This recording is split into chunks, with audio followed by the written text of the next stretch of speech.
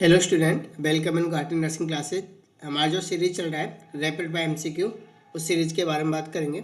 इस सीरीज का आज फर्स्ट एमसीक्यू क्या है? Which of the following is common complain of the client with and stage renal failure. Client क्या है? End stage renal failure client है। तो इसमें जो कॉमन कंप्लेन होगा वो क्या होगा? Option A weight loss, option B itching, option C ringing in the ear, option D bruising. इस कंडीशन में जो कॉमन कंप्लेन करता है क्लाइंट क्या करता है? ईचिंग। तो इसका राइट आंसर क्या है? ऑप्शन बी ईचिंग, या मैं बोल सकता हूँ प्रूराइटस। क्या प्रूराइटस? ये कब देखने को मिलता है? इस कंडीशन में जब यूरिक एसिड होता है उसके जो क्रिस्टल होते हैं वो क्या है, स्किन के अपर साइड में ऊपर क्या एक्यूमुलेट हो जाते हैं, जम जाते हैं। तो उस कंडीशन में जो पेशेंट कंप्लेन करता है उसकी वजह से ईचिंग कंप्लेन करता है। किसकी वजह से? यूरिक एसिड, जो यूरिक एसिड होता है वो क्या एक्यूमुलेट हो जाता है ऑन द स्किन।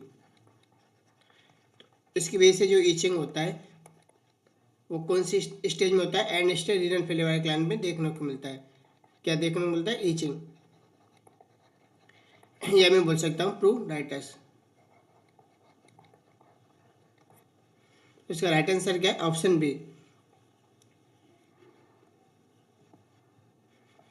तो इसका करेक्ट आंसर क्या है? ऑप्शन बी प्रूराइटस या itching is cause by presence of uric acid crystal on the skin. किसकी वजह से देखने को मिलता है? जो यूरिक एसिड क्रिस्टल होता है वो स्किन के ऊपर एक्यूमुलेट हो जाता है, जम जाता है। तो उसकी वजह से पेशेंट क्या कंप्लेन करता है? ईचिंग का कंप्लेन करता है। जो किस में देखने को मिलता है? एंड स्टेज रीनल फेलियर वाले क्लाइंट में कॉमन देखने को मिलता है।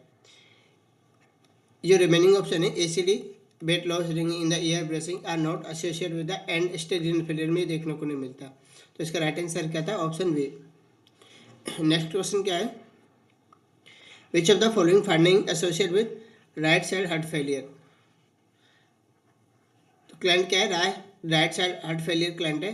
तो उस कंडीशन में हमें कौन सी फाइंडिंग एसोसिएट करनी है, कौन सी फाइंडिंग देखनी है? Option A shortness of breath, option B natural polyuria, option D day time oliguria, option option C day time oliguria, option D crackle in the lungs. जो राइट हमने पढ़ा है, जो फेलियर राइट जो हार्ट फेलियर होता है वो दो टाइप का होता है, राइट साइड हार्ट फेलियर और लेफ्ट साइड हार्ट फेलियर। तो हमें पूछा गया जो राइट साइड हार्ट फेलियर होता है तो उसमें हमें जो फाइंडिंग देखने को मिलेगा, कौन सा देखने को मिलेगा? Natural polyuria. क्या? Natural polyuria. तो इसका राइट आंसर क्या है? Option B natural polyuria. जो राइट साइड फेलियर होता है हमेशा याद रखना है, इससे रिलेटेड जो भी राइट साइड फेलियर होगा, जो पेशेंट से रिलेटेड साइन सिम्टम देखने को मिलेंगे, पेशेंट की बॉडी से रिलेटेड साइन सिम्टम देखने को मिलेंगे। जो लेफ्ट साइड हार्ट फेलियर होता है उस कंडीशन में क्या है? पल्मोनरी मतलब लंग से रिलेटेड साइन सिम्टम देखने को मिलते हैं। फॉर एग्जाम्पल की बात करूँ तो ये क्या है? जो राइट साइड फेलियर कंडीशन में क्या देखने को मिलेगा? एडिमा देखने को मिलेगा। जुगुलार वेन होता है वो क्या डिस्टेंस देखने को मिलेगा? जुगुलार वेन डिस्टेंस देखने को मिलेगा। पेशेंट में असाइटिस की कंडीशन देखने को मिलेगी। ये जो साइन सिम्टम देखने को मिलेंगे वो क्या बॉडी से रिलेटेड, पेशेंट की जो बॉडी से रिलेटेड साइन सिम्टम देखने को मतलब सिस्टमेटिक जो वो होता है हमारा सिस्टमेटिक जो हार्ट होता है, जो फ्लो होता है उसमें जो बॉडी से रिलेटेड साइन सिम्टम होते हैं वो किस कंडीशन में देखने को मिलेंगे? Right side heart failure. जो लेफ्ट साइड फेलियर होता है उसमें हम देखने को मिलेगा लंग से रिलेटेड। जैसे क्या होगा? लंग से रिलेटेड क्रैकल साउंड, अगर फ्लूइड एक्यूमुलेट होगा तो लंग्स में क्या हमें क्रैकल साउंड देखने को मिलेगा। अगर लेफ्ट साइड हार्ट फेलियर होता है तो हमें क्या क्रैकल साउंड देखने को मिलेगा? Crackle sound.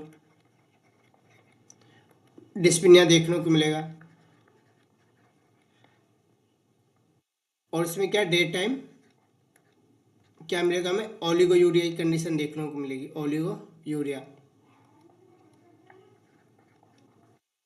ओलिगोयूरिया की कंडीशन।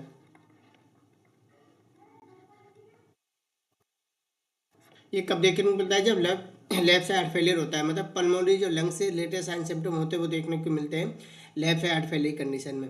तो इसका राइट आंसर क्या है? Natural polyuria. क्यों देखने को मिलता है राइट साइड हार्ट फेलियर की वजह से? इसमें क्या होता है, जब पेशेंट स्लिप स्लिप वाली कंडीशन में रहता है तो स्लिप वाली कंडीशन जो पेशेंट रहता है उसमें जब उसका जो रीनल परफ्यूजन जो होता है वो क्या होता है, इम्प्रूव होता है। इसकी वजह से जो किडनी उस टाइम क्या वर्क करेगी, जितना किडनी वर्क करेगी उतना रीनल परफ्यूजन क्या होगा, इंक्रीज होगा। जितना रीनल परफ्यूजन इंक्रीज होगा तो फ्लूइड का एक्यूमुलेट भी क्या होगा, उतना ही ज़्यादा होगा। तो नाइट टाइम में उस कंडीशन में पेशेंट क्या कंप्लेन करेगा, पॉलीयूरिक कंडीशन, मतलब नॉक्टर्नल पॉलीयूरिक कंडीशन कंप्लेन करता है। तो वो हमें देखने को मिलता है फाइंडिंग। तो इसका राइट आंसर क्या है, ऑप्शन बी। ये क्या इसका right answer, option B nocturnal polyuria. कब मिलता है, जब decrease the renal perfusion during day time lead to excessive fluid retention and patient lie down to sleep. जब स्लीप कंडीशन में होता है तो रीनल परफ्यूजन क्या होता है, इम्प्रूव होता है एंड किडनी स्टार्ट वर्क, जब किडनी वर्क करना स्टार्ट करता है उसकी वजह से जो एस्केट रिटेंशन फ्लूइड, तो उसकी वजह से जो फ्लूइड होता है वो क्या होता है, एस्केट होता है, वो क्या रिटेंशन होता है बॉडी के अंदर। तो इस कंडीशन में क्या देखने को मिलता है फिर, नेचुरल पॉलीयूरिया। तो नाइट टाइम में क्या बार बार यूरिन पास आउट करने के कंप्लेन करता है पेशेंट, उस कंडीशन को बोलते हैं नॉक्टर्नल पॉलीयूरिया। ऑप्शन ए और डी क्या है, शॉर्ट ऑफ ब्रेथ और क्रेकल साइंड्रोम में कब देखने को मिलता है, लेफ्ट साइड हार्ट फेलियर वाली कंडीशन देखने को मिलता है। और day time oliguria not related to the diagnosis. जो ओलिगोरिया कंडीशन होती है हमें कब देखने को मिलती है, लेफ्ट साइड हार्ट फेलियर वाले में। बट जो शॉर्ट में ब्रीथ और क्रैकल, ये जो साउंड होता है वो जो क्रैकल साउंड होता है वो कब देखने को मिलता है, लेफ्ट साइड हार्ट फेलियर वाली कंडीशन में। एक क्वेश्चन पूछा जाता है हार्ट फेलियर, इसकी ड्रग ऑफ चॉइस क्या होती है, इसकी आती है डिजॉक्सिन।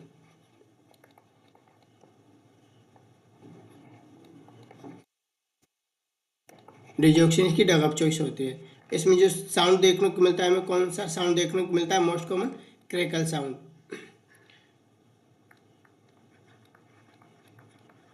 कौन सा साउंड, क्रैकल साउंड देखने को मिलता है। आगे देखते नेक्स्ट क्वेश्चन क्या है। An 8-year-old admit with upper respiratory infection has an order for O2 saturation via pulse oximeter to ensure accurate reading the nurse should। तो क्वेश्चन में क्या बोला गया है, 8 साल का क्या है क्लाइंट है जो अपर रेस्पिरेटरी इन्फेक्शन हो रखा है, उस कंडीशन में जो ऑक्सीजन जो सेचुरेशन है हमें पल्स ऑक्सीमीटर के द्वारा चेक करना है। तो उसके लिए जो एक्यूरेट रीडिंग होना चाहिए, तो नर्स उसके लिए क्या करेगी। Option a place the probe on the child abdomen, जो चाइल्ड का एब्डोमेन होता है उस पे जो प्रोब होता है पल्स ऑक्सीमीटर का उसको यूज रखेगी, उसको यूज करेगी। ऑप्शन बी क्या है, calibrate the oximeter at the beginning of shift of each shift. Option C apply the probe and wait 15 minute before obtaining reading. Option D place the probe on the child finger. इस condition में जो हम pulse oximeter से जो हम SpO2 check करते हैं, oxygen level check करते हैं, तो उसका राइट आंसर क्या है, कब कर चेक करते हैं हम, कहाँ यूज करना होता है, पेशेंट के कहाँ यूज करेंगे हम, फिंगर पे। जो भी चाइल्ड है उसके हम फिंगर पे यूज करेंगे, पल्स ऑक्सीमीटर को लगाएंगे तो उससे हम क्या है उसका SpO2 लेवल चेक कर सकते हैं। तो इसका राइट आंसर क्या है, ऑप्शन डी। जो SpO2 लेवल होता है, हम जो पल्स ऑक्सीमीटर यूज करते हैं SpO2 लेवल उसका सेचुरेशन चेक करने के लिए फर्स्ट काम क्या करते हैं, फिंगर करते हैं। और काम कर सकते हैं ईयर लॉब, जो ईयर लॉब होता है उस पर भी हम क्या कर सकते हैं, उसका यूज कर सकते हैं सेचुरेशन। पल्स ऑक्सीमीटर जो होता है उसको यूज करके हम फिंगर पे हम क्या उसका सेचुरेशन यूज कर मतलब उसका सेचुरेशन देख सकते हैं। और जो पल्स ऑक्सीमीटर होता है उसको ईयर लॉब पे भी हम यूज करके पेशेंट का सेचुरेशन देख सकते हैं। तो हमें कहाँ यूज करना है, place the probe on the child finger, जो चाइल्ड का फिंगर है उस पर हमें पल्स ऑक्सीमीटर को प्लेस करना है, जिससे हम क्या उसका सेचुरेशन पता कर सकते हैं। तो इसका राइट आंसर क्या है, option D place the probe on the child finger. Pulse oximeter should be place on the child finger या ईयर लॉब, बिकॉज जो ब्लड फ्लो होता है year is most accessible for measuring oxygen concentration.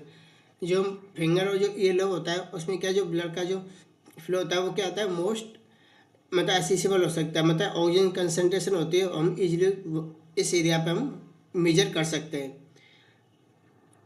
Option A क्या है, हम क्या abdomen पर pulse oximeter कभी यूज नहीं करते। तो ऑप्शन बी सी डी क्या है इसका रॉन्ग आंसर है। कैलिब्रेट बिफोर एप्लीकेशन, या reading pro pulse oximeter obtain within second not a minute. जब हम यूज़ करते हैं पल्स ऑक्सीमीटर, वो क्या उसका सेचुरेशन विद इन सेकेंड में हम पता कर सकते हैं।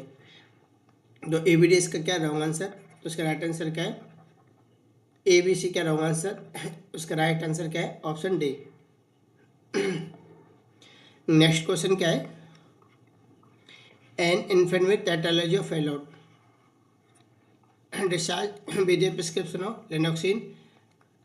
लेनोक्सिन का दूसरा नाम क्या है, digoxin. Digoxin 0.5 ml once a day, nurse or instruct the mother to infant क्या है, टेट्रालॉजी ऑफ फेलोड का इन्फेंट है, उसके लिए जो डिस्चार्ज के टाइम पे जो ड्रग प्रिस्क्रिप्शन किए वो क्या है, लेनोक्सिन, या मैं बोल सकता हूँ एलिक्सर या डिजॉक्सिन। कितना है, 0.5 ml वंस ए डे। तो नर्स मदर को क्या इंस्ट्रक्ट करेगी, क्या बताएगी, तो जो ड्रग प्रिस्क्राइब करिए इसको कैसे देना है। तो ऑप्शन ए क्या है, administer the medication using nipple. Option B, administer the medication using क्रेबरी डॉपर इन द बोतल। Option C, administer the medication using plastic baby spoon. Option D, administer the medication in baby बोतल with first ओजो water. तो इस condition में जो drug जो digoxin होती है, तो हम क्या इंस्ट्रक्ट करेंगे, क्या बोलेंगे मदर को। तो हम जो बोतल होती है, आपने देखा होगा कुछ सिरप भी आती है, उसके साथ एक क्या सिरप के साथ डॉपर भी आता है। तो जो डॉपर होता है उसकी हेल्प से हम क्या देंगे, जो मेडिकेशन है उसको हम क्या करेंगे, पेशेंट को, जो इन्फेंट है उसको देंगे। तो इसका जो राइट आंसर होगा वो क्या होगा, जो भी मेडिकेशन जो एडमिनिस्ट्रेशन करनी है वो कैसे करनी है, कैलिब्रेट डॉपर इन द बोतल। जो डॉपर आता है बोतल के अंदर, उसकी हेल्प से हम क्या करेंगे, मेडिकेशन को एडमिनिस्ट्रेशन करेंगे। तो इसका राइट आंसर क्या है, ऑप्शन बी। ऑप्शन बी इसका क्या राइट आंसर। जो डॉपर आता है उससे हम क्या कर सकते हैं, जितना डॉक्टर ने जो जितना ड्रग प्रिस्क्रिप्शन किया है उसको हम एग्जैक्ट अमाउंट में दे सकते हैं डॉपर के थ्रू। बट जो निप्पल होता है या बेबी स्पून होता है, उसकी वजह से क्या है, मेडिसिन कम या ज़्यादा भी हो सकता है। तो इसलिए हमें क्या यूज करना है, ड्रॉपर हमेशा यूज करना है मेडिसिन यूज करने के लिए। तो इसका राइट आंसर क्या है, option B. The medication using calibrate dropper in the बोतल। लेनोक्सिन या डिजॉक्सिन जो एलिक्सर होता है, एलिक्सर क्या होता है, जो लिक्विड फॉर्म में या फिर जो मिक्सर जो मेडिसिन आता है उसको हम बोलते हैं एलिक्सर। जो लेनोक्सिन होता है वो क्या एलिक्सर, मतलब जो डिजॉक्सिन का एलिक्सर फॉर्म में है, मतलब क्या लिक्विड फॉर्म में है, तो उसको हम किसकी हेल्प से देंगे, एडमिनिस्ट्रेशन करेंगे ड्रॉपर की हेल्प से।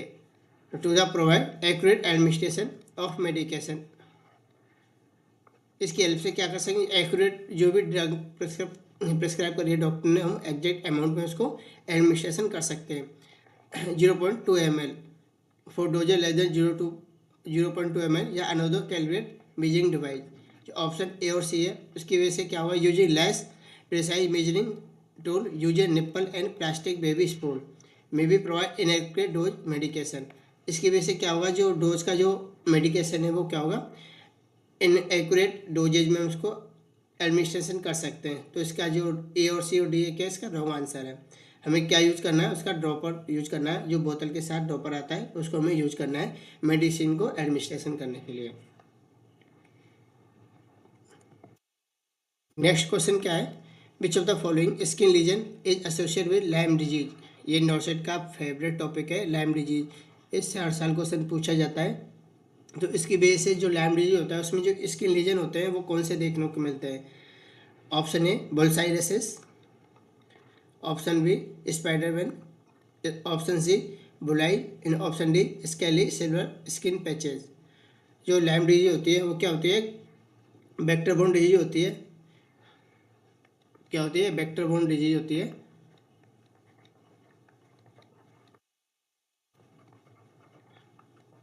कौन सा वेक्टर होता है इसमें,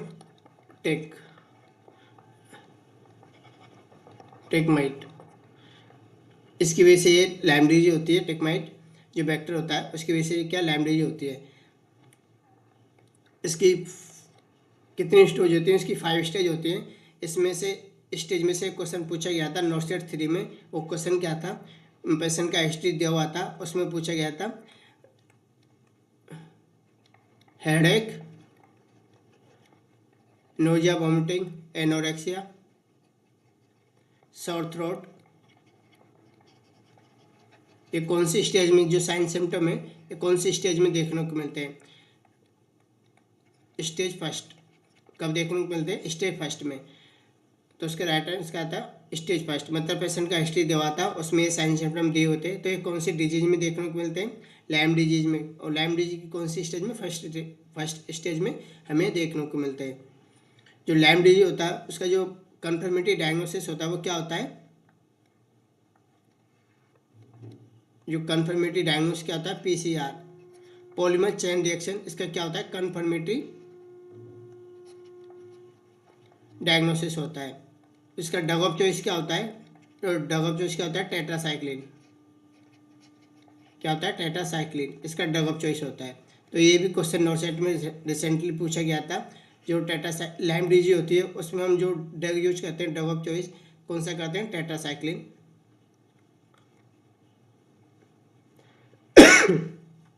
तो इसमें जो स्किन लीजन होते हैं वो कौन से देखने को मिलते हैं? Bullseye rashes. कौन सा? Bullseye rashes. तो इसका राइट आंसर क्या ऑप्शन है? ये कौन सी स्टेज में देखने को मिलता है? Stage second. कौन सी स्टेज में? स्टेज सेकंड में हमें देखने को मिलता है बुल्सआई रेसेस। तो ये लाइम डिजीज बहुत इंपॉर्टेंट टॉपिक है। तो ये जो कुछ की पॉइंट है हमेशा याद रखना है। तो फिर इसका कंफर्मेटरी डायग्नोस क्या है, इसका ड्रग ऑफ चॉइस क्या है, कौन सी स्टेज में हमें कौन सा साइन सिम्टम देखने को मिलता है। तो इसका राइट आंसर क्या है? ऑप्शन है बुल्सआई रेसेस। जो लाइम डिजीज होता है वो क्या होती है? कैरेक्टरिस्टिक एनुलर या circular rashes sometime describe bullseye rashes. जो कौन सी स्टेज में देखने को मिलते हैं? सेकंड स्टेज में। टेलेंजेक्टेसिया या spider vein are dilated blood vessels appear near the skin surface often associated with lupus, scleroderma या डर्मेटोमायोसाइटिस। तो इनका ये जो लूपस होता है, स्क्लेरोडर्मा होता है या डर्मेटोमायोसाइटिस होता है, इन कंडीशन हमें क्या देखने को मिलता है? स्पाइडर वेन, या मैं बोल सकता हूँ जो लीवर सिरोसिस कंडीशन होती है, सिरोसिस ऑफ लीवर, उस कंडीशन में हमें क्या देखने को मिलता है? स्पाइडर वेन या टेलेंजिएक्टेसिया की कंडीशन देखने को मिलता है। क्या होता है? जो ब्लड वेसल्स होती है वाकई जो क्या होती है? डायलेट हो जाती है। इसकी वजह से जो वेसल्स होते हैं वो कैसे देखने को मिलते हैं? स्पाइडर वेन जैसी। स्पाइडर जैसे हमें उसी देख के क्या वेन देखने को मिलती है। किसकी वजह से? वहाँ की वेसल्स क्या हो जाती हैं? डायलेट हो जाती है। इस वजह से कौन कौन सी कंडीशन में देखने को मिलती है? लीवर सिरोसिस कंडीशन में भी देखने को मिलता है, ल्यूपस वाली कंडीशन में भी, स्क्लेरोडर्मा और डर्मेटोमायोसाइटिस की कंडीशन में हमें देखने को मिलता है। बुलियाई, ये bullae and are liquid filled blister होता है। तो ये कब देखने को मिलता है? ये भी बर्न वाली कंडीशन में देखने को मिलता है, ड्रग रिएक्शन की वाली कंडीशन में, एलर्जिक कंडीशन हुआ या कॉन्टैक्ट डर्मेटाइटिस वाली कंडीशन में। तो इस कंडीशन में क्या देखने को मिलता है? बुलियाई। जो क्या होता है? फ्लूइड फिल्ड ब्लिस्टर होता है। ब्लिस्टर में जो फ्लूइड फिल्ड होता है उस कंडीशन को क्या बोलते हैं? बुलाई बोलते हैं। स्केली, सिल्वर या शार्पली डिफाइंड स्किन पैचेस कौन सी कंडीशन देखने को मिलते हैं? सोरियासिस वाली कंडीशन में। सोरियासिस वाली कंडीशन देखने को मिलते हैं। एक क्वेश्चन पूछा जाता है, स्किन जो रेसेस होते हैं, honey colour rashes, honey colour appearance, जो रेसेस देखने को मिलते हैं कौन सी कंडीशन में देखने को मिलते हैं? इम्पेटिगो। इम्पेटिगो ये क्वेश्चन इमेज बेस्ड क्वेश्चन पूछा जाता है। इम्पेटिगो में जो हनी कलर अपीरेंस जो रेसेस देखने को मिलते हैं उसका इमेज बेस्ड क्वेश्चन हमेशा पूछा जाता है। तो कौन सी कंडीशन में देखने को मिलते हैं? हनी कलर अपीरेंसेस इम्पेटिगो वाली कंडीशन में। नेक्स्ट क्वेश्चन क्या है? एक क्लाइंट में सिजोफ्रेनिया रिसीविंग थोराजिन या क्लोप्रोमाजिन 400 mg twice a day and adverse side effect of the medication.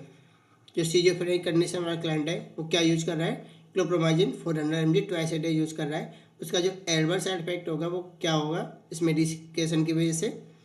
First A option A photosensitivity, option B high fever, option C weight gain, option D elevated blood pressure. जो chlorpromazine होता है उसका जो adverse side effect होता है वो क्या होता है? Photo sensitivity. तो इसका राइट आंसर क्या है? ऑप्शन ए, फोटो सेंसिटिविटी।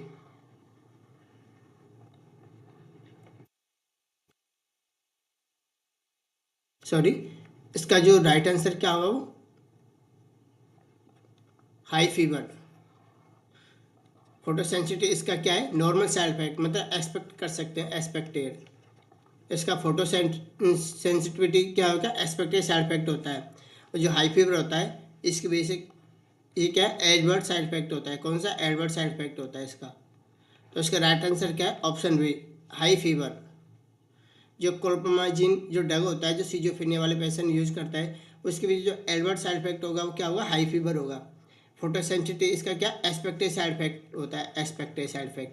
वेट गेन भी क्या है? हम एक्सपेक्ट कर सकते हैं, ड्रग की वजह से साइड इफेक्ट हो सकता है। और एलिवेटेड ब्लड प्रेशर ये भी क्या हम एक्सपेक्ट कर सकते हैं। बट जो मोस्टली जो एलिवेटेड ब्लड प्रेशर होता है वो कौन सी ड्रग की वजह से देखने को मिलता है? MOI जो ग्रुप वाला जो ड्रग होता है उसकी कंडीशन में। बट जो हमें एडवर्स साइड इफेक्ट होगा वो क्या होगा इस ड्रग की वजह से? High fever. तो इसका राइट आंसर क्या है? Option B. ऑप्शन बी क्या है इसका राइट आंसर? क्या? High fever.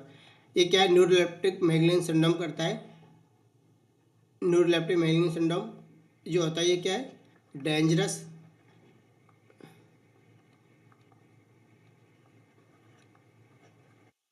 साइड इफेक्ट होता है या फिटल। जो लाइफ में जो मोस्ट कॉमनली देखने को मिलता है वो क्या? न्यूरोलेप्टिक मैगलिन सिंड्रोम देखने को मिलता है। जो क्या होता है? लाइफ थ्रेटनिंग होता है। क्या होता है? डेंजरस या लाइफ थ्रेटनिंग एडवर्स रिएक्शन होता है न्यूरोलेप्टिक, जिसकी वजह से क्या होता है? क्लोप्रोमाजिन की वजह से होता है।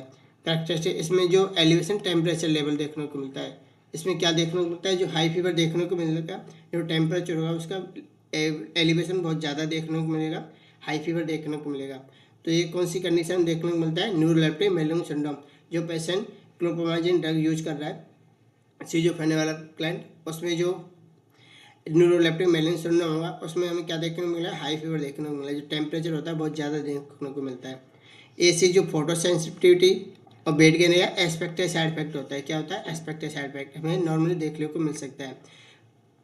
जो एलिवेट ब्लड प्रेशर होता है, जो रिएक्शन होता है वो कौन से ड्रग की वजह से मिल सकता है? या जो हम फूड यूज करते हैं MOI मतलब मोनोऑक्साइड ऑक्सीडेज इनहिबिटर जो वाला जो ग्रुप का ड्रग होता है उसको यूज करने से, जो हम टायरामिन फूड यूज करते हैं उसकी वजह से हमें क्या? हाई ब्लड प्रेशर देखने को मिलता है। तो हमें याद रखना है जो सिजोफ्रेनिया जो होते हैं उसमें जो हम एंटीसाइकोटिक ड्रग यूज करते हैं तो कौन कौन सी होती हैं? दो टाइप की होती हैं। एक तो होता है टिपिकल और एटिपिकल। एटिपिकल एक होता है टिपिकल ग्रुप। तो एटिपिकल होता है क्या है? न्यू ड्रग यूज करते हैं जिसमें कौन सा आता है? पिंडन, मतलब हमें शॉर्ट में याद रखना है पिन और डन। पिंडन मतलब ऐसे ड्रग जिसके वर्ल्ड के पीछे पिन और डन होता है, मतलब क्लोप्रोमाजिन।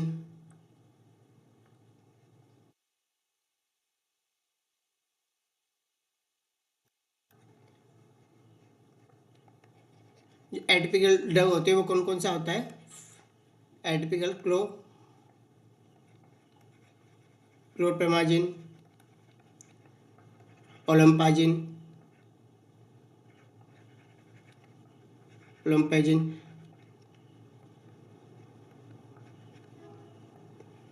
ये क्या है? न्यू मतलब एटिपिकल ड्रग ऑफ जो एटिपिकल एंटीसाइकोटिक ड्रग होती है उसके ग्रुप में आते हैं क्लोप्रोमाजिन, ओलंजापिन। देन जो टिपिकल ड्रग होती है वो कौन से? Haloperidol, haloperidol, haloperidol.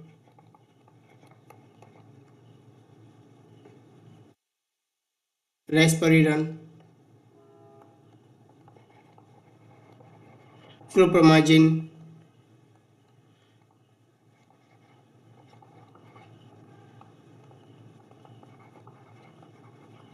ये कुछ ग्रुप ऑफ ड्रग होती है जो हमें पता होना चाहिए एटिपिकल में कौन सा ड्रग आता है और टिपिकल में कौन सा ड्रग आता है। जो क्लोप्रोमाजिन होता है वो कौन से ग्रुप का ड्रग है? टिपिकल ग्रुप का ड्रग। जो जो मोस्ट कॉमनली साइड इफेक्ट होता है उसका क्या आता है? न्यूरोलेप्टिक मैगलिन सिंड्रोम करता है। इसकी वजह से क्या हमें? हाई फीवर देखने को मिलेगा। नेक्स्ट क्वेश्चन क्या है? Which information should be given to the client taking Dilantin या फेनिटोनिन। जो फेनिटोनिन ड्रग होती है उसको देने से हमें क्लाइंट में क्या मतलब देखने को मिलेगा? हमें क्या इन्फॉर्मेशन करना चाहिए ड्रग को देने से पहले। जो फेनिटोन ड्रग होता है उसको जो क्लाइंट लेता है उसको हमें क्या इन्फॉर्मेशन करना चाहिए। Option A taking the medication with meal increase it effectiveness. Option B the medication decrease the effect of oral contraceptive. Option C medication can cause sleep disturbance. Option D more frequent dental appointment will be needed for specially gum care. तो हमें पता होना चाहिए जो फेनिटोन drug होती है इसका जो मोस्ट कॉमन साइड इफेक्ट होता है वो क्या होता है। मोस्ट कॉमन ये क्या है, एंटी एपिलेप्टिक ड्रग होती है। एंटी एपिलेप्टिक ड्रग होती है जो इसका जो मोस्ट कॉमन साइड इफेक्ट होता है क्या होता है। मोस्ट कॉमन जो साइड इफेक्ट होता है ये क्या करती है, जो हमारा गम्स होता है उसमें क्या हाइपरप्लेजिया करती है, उसमें इन्फ्लेमेशन करती है। हाइपरप्लेजिया ऑफ गम्स या जो इन्फ्लेमेशन ऑफ गम्स में जो इन्फ्लेमेशन करती है तो उस कंडीशन हमें क्या करना चाहिए। जो भी डेंटल अपॉइंटमेंट है उसको हमें क्या करना चाहिए, स्पेशली गम केयर के लिए हमें डेंटल अपॉइंटमेंट के लिए हमें इसको नीड मतलब इंफॉर्मेशन करना चाहिए। जो स्पेशली गम केयर के लिए हमें क्या डेंटल अपॉइंटमेंट के लिए इसको इन्फॉर्मेशन करना चाहिए। तो इस कंडीशन हमें इसका जो राइट आंसर होगा वो क्या होगा, option D more frequent dental appointment will be needed for special gum care. क्यों, क्योंकि ये क्या करती है, इस ड्रग जो गम होता है उसको क्या करती है हाइपरप्लेजिया मतलब या उसमें क्या इन्फ्लेमेशन करती है। तो इसका राइट आंसर क्या है, ऑप्शन डी। इसका नॉर्मल डोज भी पूछा जाता है, एक बार क्वेश्चन पूछा गया था जो फेनिटोन ड्रग होता है उसका नॉर्मल डोज कितना होता है 10 to 20 mg पर DL।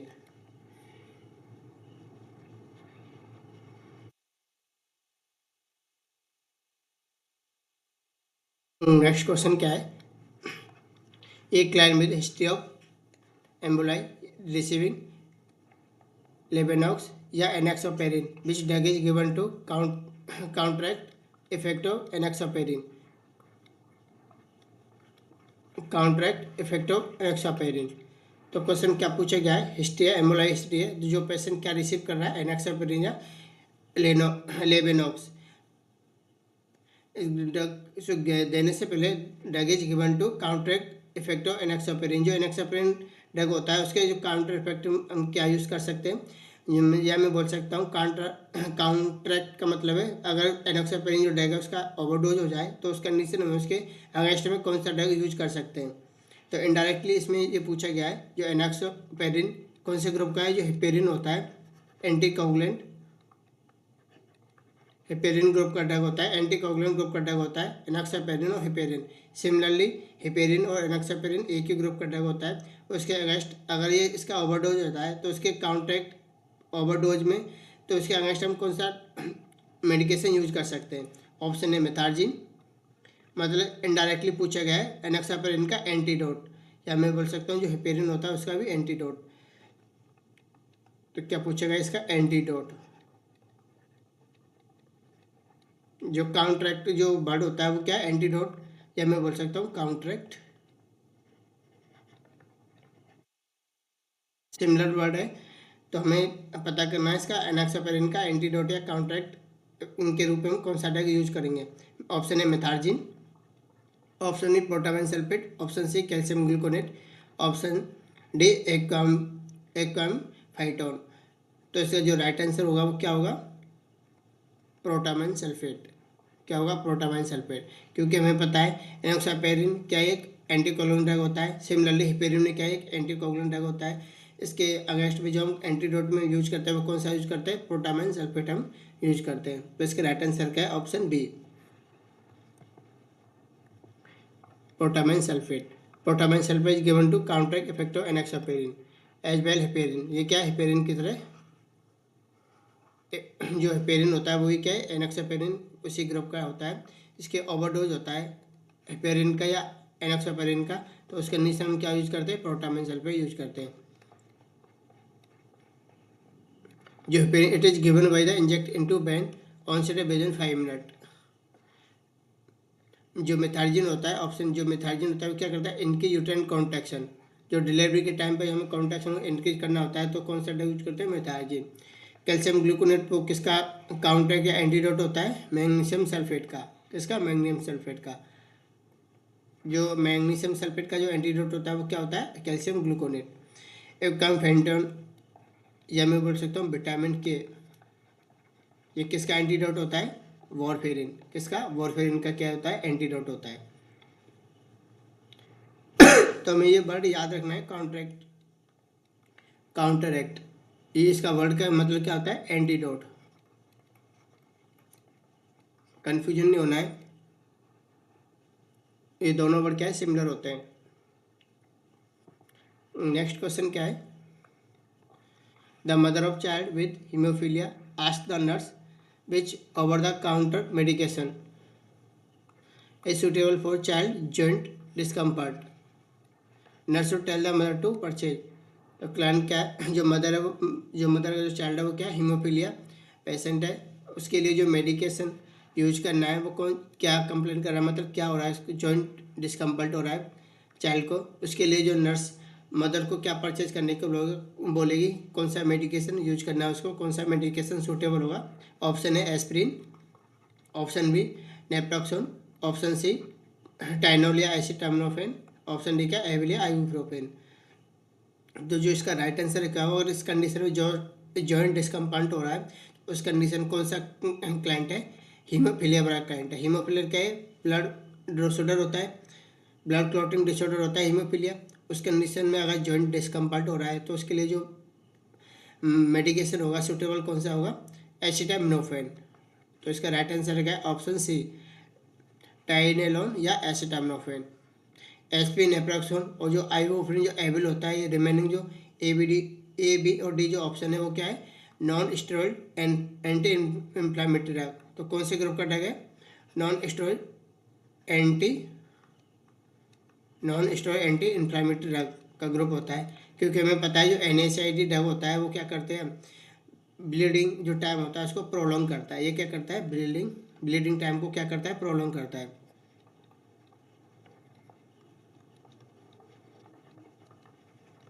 या इंक्रीज कर सकता है, प्रोलॉन्ग। उसकी वजह से क्या हुआ, जो पेशेंट हीमोफीलिया है पहले से उसमें क्या है, ब्लड डिसऑर्डर, मतलब ब्लड क्लॉटिंग डेफिशिएंसी डिसऑर्डर होता है हीमोफीलिया। उस कंडीशन में वैसे क्लॉट नहीं है, मतलब प्लेटलेट नहीं है, तो क्या ब्लीडिंग टाइम, इस कंडीशन में अगर हम एस्पिरिन यूज करेंगे, नेप्रोक्सोन यूज करेंगे, या मैं NSAID ग्रुप वाला ड्रग यूज करूँगा कोई सा भी, इस कंडीशन में जो ब्लीडिंग टाइम होगा वो क्या होगा, इंक्रीज होगा। अगर मैं NSAID वाला ग्रुप का कोई भी ड्रग यूज करता हूँ हीमोफीलिया वाले क्लाइंट में, तो वो क्या होगा, वो क्या होगा, उससे जो ब्लीडिंग टाइम होता है वो क्या और भी ज़्यादा इंक्रीज होगा। तो हमें हमें हमेशा अवॉइड करना है NSAID ड्रग कौन से पेशेंट में, हीमोफीलिया वाले पेशेंट में हमेशा क्या करना है, अवॉइड करना है। कब, हीमोफीलिया वाले क्लाइंट में।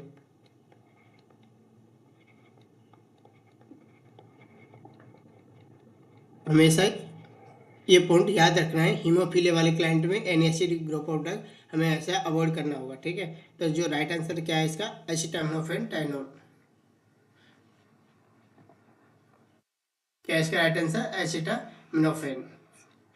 Nurse recommend acetaminophen child joint discomfort because it no effect of bleeding time. ये क्या, ब्लीडिंग टाइम पे कोई इफेक्ट नहीं हुआ इस ड्रग से।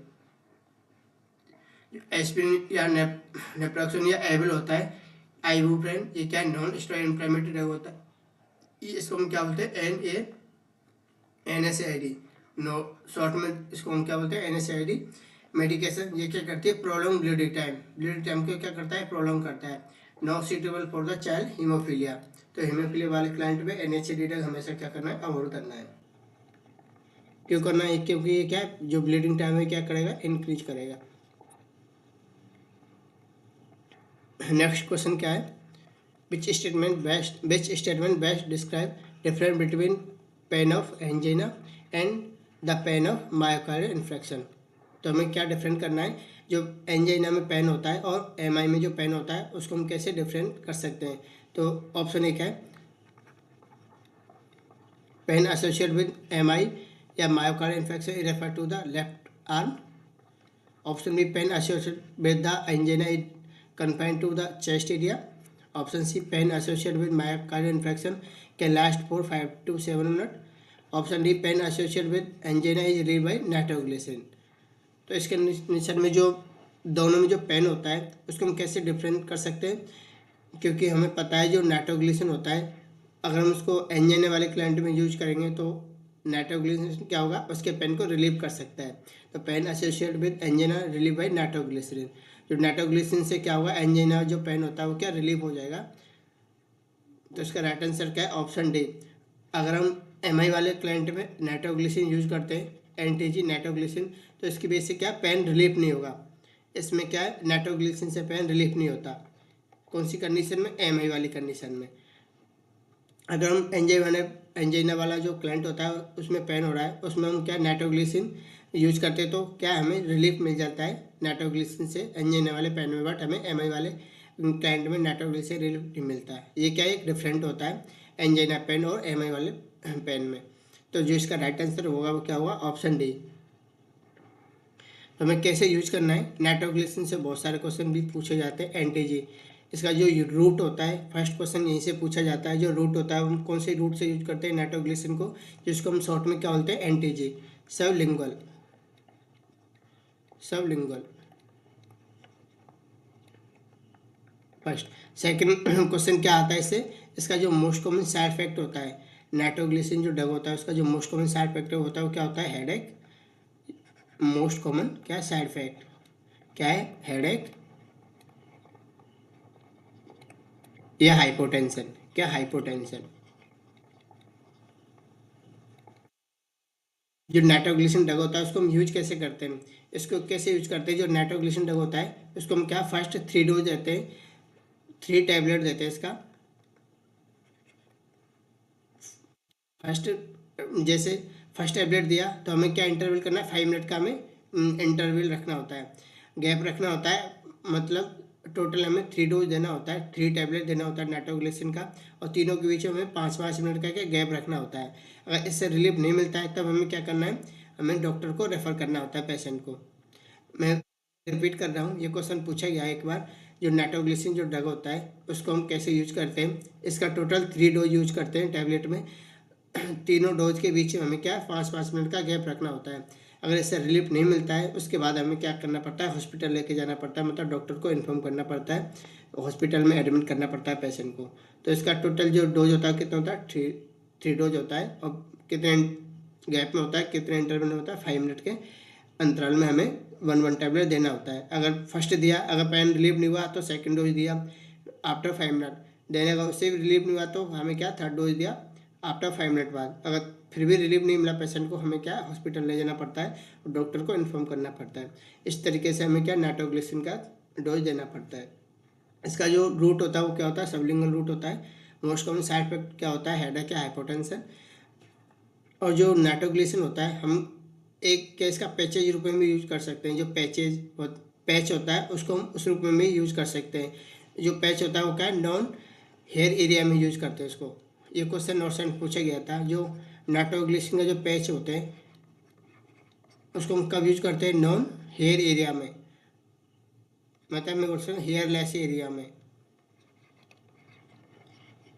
हेयरलेस एरिया में हमें किसका यूज करना होता है, हेयरलेस एरिया में।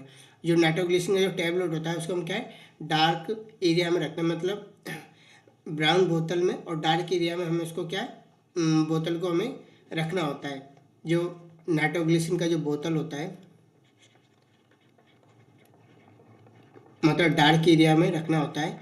जो कौन से कलर का यूज करते हैं बोतल, ब्राउन, ब्राउन या येलो, ब्राउन येलो कलर का बोतल यूज करते हैं इसको टैबलेट को रखने के लिए, और डार्क एरिया में इसको स्टोर करके रखते हैं, डार्क एरिया में स्टोर करके रखते हैं। तो ये भी क्वेश्चन पूछा जाता है। तो कुछ याद रखना है हमें, कुछ की पॉइंट्स नाइट्रोग्लिसरीन से रिलेटेड।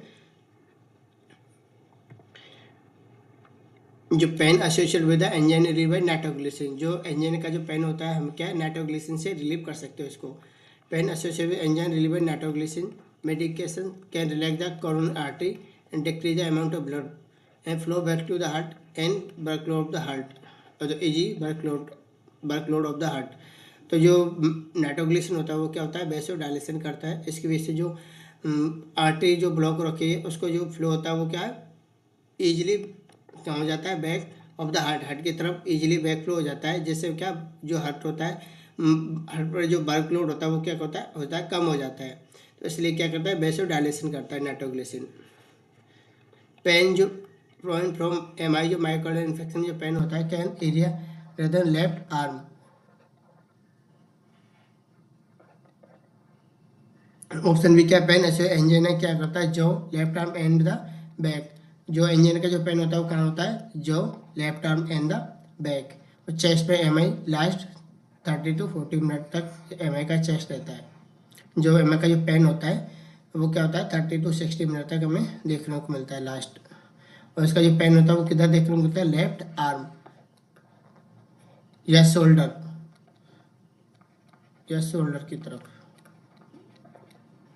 MI वाला पेन हमें देखने को मिलता है। नेक्स्ट क्वेश्चन क्या है, the nurse assess the multigravida the 36 week gestation for symptom of pregnancy induced hypertension and preeclampsia. Nurse should give priority assess the client for। क्या नर्स क्या असेस कर रही है, मल्टीग्रेव द क्लाइंट है, 36 वीक gestation, इसमें क्या सिम्टम है, pregnancy induce hypertension जिसको हम क्या बोलते हैं शॉर्ट में PIH, और प्रीएक्लेम्सिया। तो नर्स उसकी जो प्रायोरिटी होगा असेस, कौन सा प्रायोरिटी, देखिए the nurse will give priority assess the client for. तो कौन सा जो प्रायोरिटी सिम्टम होगा, कौन सा हमें असेस करना है, कौन सी कंडीशन में, प्रेगनेंसी इंड्यूस हाइपरटेंशन या प्रीएक्लेम्सिया कंडीशन, हमें कौन सा प्रायोरिटी पे सिम्टम को असेस करना है। ऑप्शन है ankle oedema, option B dimness reflex, option C swelling, facial swelling, and option D pulse deficit. तो इस कंडीशन में जो प्रेगनेंसी इंड्यूस हाइपरटेंशन होता है जिसको हम शॉर्ट में क्या बोलते हैं PIH, एंड प्रीएक्लेम्सिया होता है, उस इसमें क्या होता है फर्स्ट टाइम पता होना चाहिए। प्रेगनेंसी इंड्यूस हाइपरटेंशन हमें इसमें 3 कंडीशन देखने को मिलता है मोस्ट कॉमनली। क्या, एक तो वेट गेन देखने को मिलता है, एडिमा देखने को मिलेगा, एडिमा देखने को मिलता है, एक होता है प्रोटीन यूरिया, और क्या देखने को मिलता है, BP हमें क्या इनकी देखने को मिलता है, ब्लड प्रेशर इनकी देखने को मिलता है। प्रेगनेंसी इंड्यूस हाइपरटेंशन में हमें 3 मोस्ट कॉमनली कंडीशन देखने को मिलती है, oedema, protein urea, BP increase, blood pressure इनकी देखने को मिलता है। तो इसमें जो हमें फर्स्ट प्रायोरिटी पे, जो प्रायोरिटी के अकॉर्डिंग हमें क्या जो असेस करनी है सिम्टम, वो कौन सा करना होगा, फेशियल स्वेलिंग। तो इसका राइट आंसर क्या है, ऑप्शन सी एंकल एडिमा। ये क्या नॉर्मल इस कंडीशन में देखने को मिल सकता है, एंकल एडिमा कोई दिक्कत नहीं है, डिमनेस रिफ्लेक्स भी देखने को मिल सकता है, पल्स डेफिसिट इस क्वेश्चन से रिलेटेड है ही नहीं। तो इस ऑप्शन भी डी क्या है, रॉन्ग आंसर। जिसका राइट आंसर क्या है, फेशियल स्वेलिंग। ये क्या है, इंडिकेट कर रहा है, ये डेंजर साइन होता है प्रेगनेंसी इंड्यूस्ड हाइपरटेंशन में। अगर फेशियल एडिमा या फेशियल स्वेलिंग हमें देखने को मिल रही है तो वो क्या कर रहा है, इंडिकेट कर रहा है प्रेगनेंसी इंड्यूस्ड हाइपरटेंशन या प्री एक्लेम्सिया कंडीशन। इनके लिए हमें क्या फर्स्ट प्रायोरिटी पे इन्फॉर्म करना है तुरंत डॉक्टर को, अगर ऐसा कुछ देखने को मिल रहा है। तो जो इसका राइट आंसर क्या है वो option C facial swelling. Nurse should pay close attention swelling in the client with preeclampsia. Facial swelling अगर देखने को मिल रही है तो क्या इंडिकेट कर रही है, कंडीशन क्या हो रही है, इसकी वर्सिंग हो रही है, मतलब उसकी कंडीशन और भी ज़्यादा खराब होती जा रही है, और जो ब्लड प्रेशर विल भी इंक्रीज, और उसका जो ब्लड प्रेशर वो क्या इंक्रीज होता जा रहा है। तो हमें तुरंत क्या करना है, डॉक्टर को इन्फॉर्म करना है अगर ऐसा कुछ देखने को मिल रहा है। तो अंकल एलिमेंट क्या होता है, एक्सपेक्टेड हो सकता है इस कंडीशन में। प्रेगनेंसी में हमें क्या नॉर्मल देखने को मिलता है ankle oedema. Dimness reflex associated with magnesium sulphate with treatment of pre-eclampsia. जब हम ट्रीटमेंट करते हैं प्री-एक्लेम्सिया का, MGS पर यूज करते हैं, उस कंडीशन में रिफ्लेक्स का डैमेज देखने को मिल सकते हैं। ये क्या नॉर्मल कंडीशन होती है इस कंडीशन में, कब जब हम MGS पर यूज कर रहे होते हैं प्री-एक्लेम्सिया वाली कंडीशन में। Pulse deficit are commonly concern of disease, तो इससे क्या रिलेटेड है ही नहीं पल्स डेफिसिट। तो इसमें जो फेशियल स्वेलिंग क्या होता है, एक डेंजर साइन होता है, तो हमें तुरंत इन्फॉर्म करना होता है डॉक्टर को। तो इसका right answer option C. Next question क्या है, एक क्लाइंट में angina has an order nitroglycerin ointment before applying the medication, the nurse. Client क्या है, एंजाइना वाला क्लाइंट है, उसके लिए जो ऑइंटमेंट ऑर्डर क्या है वो कौन सा है, नाइट्रोग्लिसरीन वाला ऑइंटमेंट हमें ऑर्डर कराए। उसको नाइट्रोग्लिसरीन जो ऑइंटमेंट है उसको अप्लाई करने से पहले नर्स क्या करेगी, option A remove the previous apply ointment, option B tell the client will experience pain relief 15 minute, option C apply the ointment to the previous application, option D option both radial and apical pulse. तो इस condition में जो nurse है वो क्या करेगी, ointment apply करने से पहले जो प्रीवियस वाला जो ऑइंटमेंट यूज कर रखा है उसको क्या करेगी, रिमूव करेगी। तो इसका जो आंसर, राइट आंसर क्या है, remove the previous apply ointment. क्यों करेगी, क्योंकि अगर हम इसे जो पहले से ही ऑइंटमेंट लगा हुआ है उस पर हम क्या है नया ऑइंटमेंट यूज करेंगे तो उसका एब्जॉर्प्शन भी ठीक से नहीं हो पाएगा। तो हमें क्या करना है, जो पुराना जो ऑइंटमेंट लगा हुआ है प्रीवियस वाला उसको हमें क्या रिमूव करना है। देन उसके बाद हमें क्या न्यू नाइट्रोग्लिसरीन जो ऑइंटमेंट है उसको हमें अप्लाई करना है। तो इसका राइट आंसर क्या है, option A, remove the previous apply ointment. The nurse remove any remaining ointment before applying the medication. Again, this will allow newly applied ointment to release the nitroglycerin properly. तो medication x मोर immediate, क्योंकि जो nitroglycerine होता है उसका जो action होता है immediate action होता है। क्योंकि हमें पता है ऑइंटमेंट हुआ या फिर टैबलेट फॉर्म में अगर नाइट्रोग्लिसरीन यूज़ करते हैं वो क्या सबलिंगुअल होता है। हमें पता है जो सबसे जो फास्टेज जो रूट होता है ड्रग के एब्जॉर्प्शन क्या होता है वो नाइट्रोग्लिसरीन होता है। Apply ointment to the previous application interfere the absorption. अगर हम उसको पहले जो ऑइंटमेंट लगा हुआ है उस पर हम यूज़ करेंगे तो वो क्या इंटरफेयर है, उसके एब्जॉर्प्शन ठीक से नहीं हो पाएगा जो ऑइंटमेंट है नाइट्रोग्लिसरीन का। तो इसलिए हमें क्या करना है, पुराने वाले को रिमूव करना है, देन उसके बाद हमें न्यू अप्लाई करना है ऑइंटमेंट। तो इसका राइट आंसर क्या है, ऑप्शन ए। नेक्स्ट क्वेश्चन क्या है, a 6 year old diagnose Legg Calve Perthes disease. क्या डायग्नोस हुआ है, Legg's Calve Perthes disease. Important part of the child care include instruct the parent. तो जो डायग्नोस हुआ है कौन सा डायग्नोस है, लेग कार्ल पैल्थे डिजीज। ये क्या होता है, फ्रैक्चर होता है फीमर में। क्या होता है, फ्रैक्चर। ये डिजीज होता है वो क्या होता है, फ्रैक्चर होता है। कहाँ पर, फीमर में, फ्रैक्चर ऑफ फीमर। तो इस कंडीशन में जो चाइल्ड का जो इम्पोर्टेंट मतलब पार्ट है तो हमें पेरेंट्स को क्या इंस्ट्रक्ट करना पड़ेगा, क्या बताना पड़ेगा इस कंडीशन में। ऑप्शन ए क्या है, to increase the amount of dietary protein. Option B, to prevent the weight bearing on the affected leg.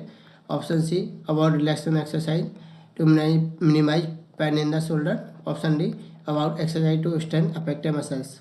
तो इस कंडीशन में क्या बताना पड़ेगा, जो हमें इंस्ट्रक्ट करना है, बताना होगा पेरेंट्स को क्या होगा, जो उसका अफेक्टेड लेग है, जो उसका अफेक्टेड लेग है जहाँ फ्रैक्चर हुआ है तो उसमें क्या हमें करना पड़ेगा, to prevent the weight bearing. तो उसको क्या है, वेट वेयरिंग नहीं करना है, तो उसको प्रिवेंट करना है वेट वेयरिंग से। अफेक्टेड लेग जो भी फ्रैक्चर हुआ है, जिस पैर में, जिस फीमर में फ्रैक्चर हुआ है उस पैर को हमें क्या करना है, प्रिवेंट करना है वेट वेयरिंग, मतलब उस वजन नहीं हो उस पैर पर। क्योंकि क्या करेगा, अगर उस पैर से हम वजन मतलब वेट वेयर करेंगे, वजन रखेंगे कुछ पे, तो उसका फ्रैक्चर दोबारा हो सकता है। तो वो कंडीशन और भी ज़्यादा फ्रैक्चर हो सकती है। उसको प्रिवेंट करने के लिए हमें क्या करना है, पेरेंट्स को बताना है टू प्रिवेंट द, हमें जो भी फ्रैक्चर हुआ है पैर फीमर में या पैर में, उसको हमें क्या है, सेफ रखना है, कोई वेट वेयर नहीं करना उस पर। तो to prevent the weight bearing on the affected leg, ये हमें क्या है, पेरेंट्स को बताना है। जो इसका राइट आंसर क्या है, ऑप्शन बी। जो लेग्स काल पार्थे डिजीज होती है वो क्या होता है, फ्रैक्चर ऑफ फीमर। फीमर में जो फ्रैक्चर होता है उस कंडीशन को बोलते हैं लेग्स काल पैथर डिजीज। जो इसका राइट आंसर क्या है, to prevent the weight bearing on the affected leg. Child with Legg's Calve Perthes disease क्या है, prevent from the weight affect on the affected extremity, weight on the affected extremity revascularization is occur. इसकी वजह से क्या होगा, जो उसका fracture का जो भी ट्रीटमेंट हो रहा है, मतलब जो भी अच्छा हो रहा है, इफेक्टिवनेस हो रहा है, वो क्या है और भी ज़्यादा वर्स हो जाएगा, और भी ज़्यादा कंडीशन ख़राब हो जाएगी, फ्रैक्चर होने के और भी ज़्यादा चांस होंगे अगर उसको हम वेट वेयरिंग कराएंगे तो इसे हमें प्रिवेंट करना है, वेट वेयरिंग के लिए मना करना है, कोई भी वेट नहीं करना, उसको हमें क्या करना है, सेफ रखना है। Dietary intake protein not related to the condition, Legg Calve disease होती है जो not involve the muscles and shoulder. तो किसका फ्रैक्चर होता है, फीमर का फ्रैक्चर होता है, फ्रैक्चर ऑफ फीमर।